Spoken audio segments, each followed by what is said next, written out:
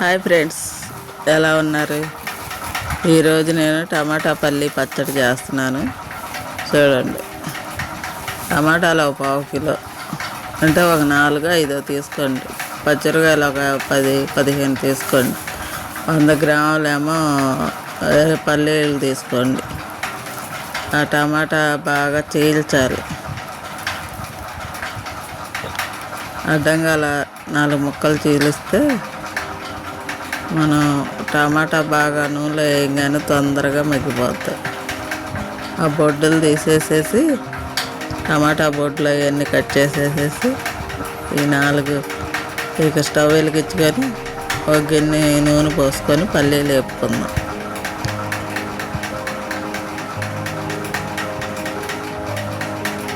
నూనె కొద్దిగా ఎక్కువ వేసుకున్నా పర్వాలేదు, ఎందుకంటే ఘాటు మనకు తెలియదు అంత ఇదిగా. నూనె ఎక్కువ వేసుకొని వేపుకుంటే పచ్చిమిరకాయలకు ఘాటు ఎక్కువ ఉండదు. ఇప్పుడు ఆ పల్లీలు వేపుకుందాం. బాగా వేపి దోరగా వేపుకొని పక్కన పెట్టుకుందాం.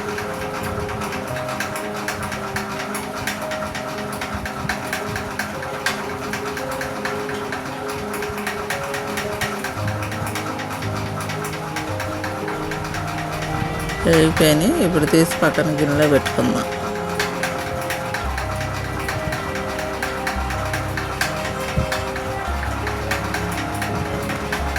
అలాగా మనం నోట్లో వేసుకుంటే చూసుకొని కరకరలాడాలి, ఏగిందో లేదా అని చూసుకొని అప్పుడు మనం తీసి ఒక గిన్నెలో పక్కన పెట్టుకొని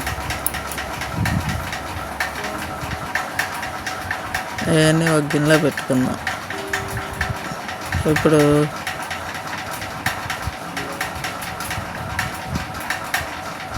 ఈ పచ్చిమిరకాయలు ఈ టమాటాలు ఉన్నాయి కదా, చీల్చి పెట్టాము, అవన్నీ నూనెలో వేసుకుందాం.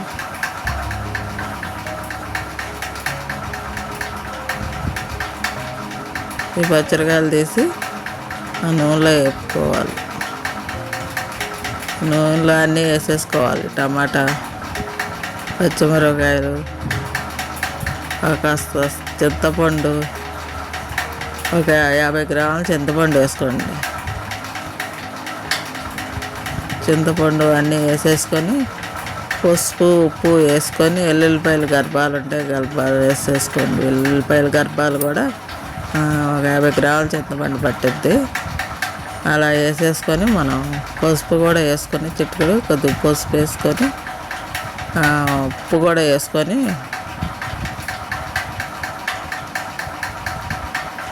దాని మీద కాస్త మూత పెట్టేసుకుందాం. మగ్గిపోతాయి.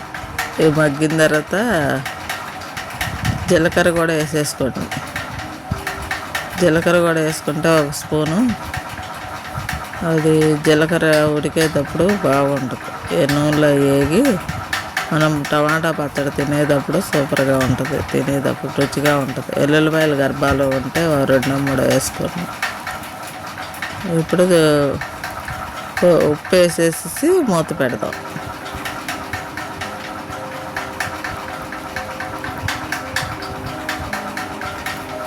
అవి మగ్గిన తర్వాత చూపిస్తాను ఫ్రెండ్స్.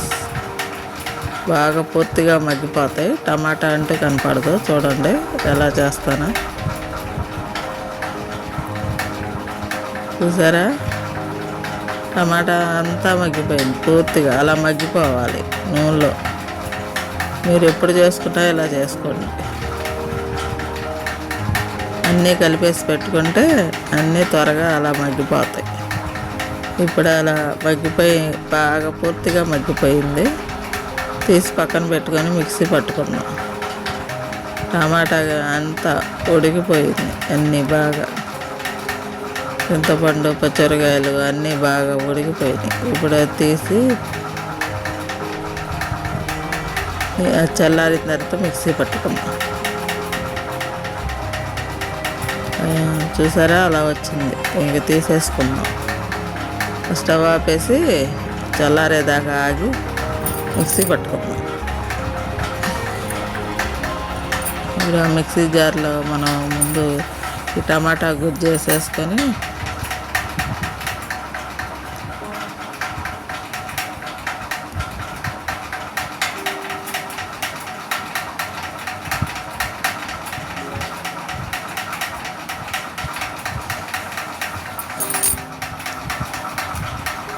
ఆ పల్లీలు కూడా వేసేసుకొని ఒక ఉల్లిపాయ కోసేసుకొని, ఉల్లిపాయ కోసుకుంటే బాగుంటుంది, రుచిగా ఉంటుంది.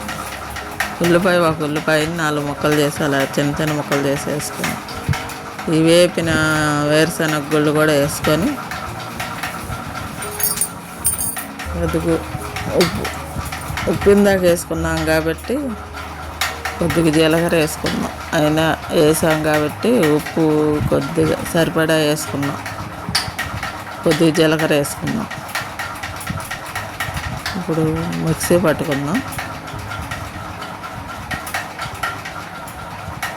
చూసారా, అలా పేస్ట్ లాగా అయిపోవాలి.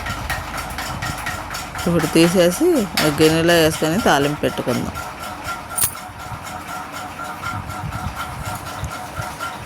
గిన్నెలో నూనె పోసుకొని 2 ఎండుమిరగాయలు గిల్లేసుకొని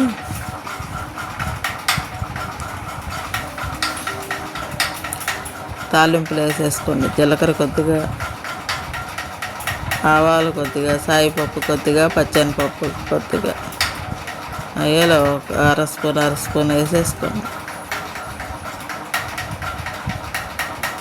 నేను సుమారు చూసి వేసుకుంటున్నాను, మీరు చూసి వేసుకోండి. తాలింపులు కావాలంటే ఎక్కువ స్పూన్ వేసుకోండి. వేరుశనగపప్పు ఎక్కువ వేసుకోండి. ఆవాలు, వేరుశనగపప్పు ఎక్కువ వేసుకుంటే కమ్మటి వాసన వస్తుంది పచ్చడి. కొద్ది కరివేపాకు కూడా వేసేసుకోండి. కరివేపాకు వేసుకొని ఈ గిన్నెలో తీసి పెట్టుకున్నాం కదా, బాగా వేగాలి. ఆ పప్పులు కరకరలాడాలి తినేటప్పుడు. తాలింపులో మనం పచ్చడి తినేటప్పుడు అవి బాగా వేగాలి. తినేటప్పుడు రుచిగా తగులుతాయి మనకు. ఆ తాలింపులే రుచి మనకు. బాగా వేగనివ్వండి. ఆ పచ్చనిపప్పు రుచిగా ఉంటుంది వేగిన తర్వాత.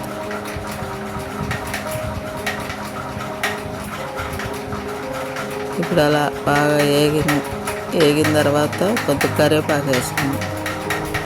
వేగిపోయింది ఫ్రెండ్స్. మనం అందులో కొద్దిగా కరివేపాకు వేసుకొని స్టవ్ ఆపేసుకుందాం.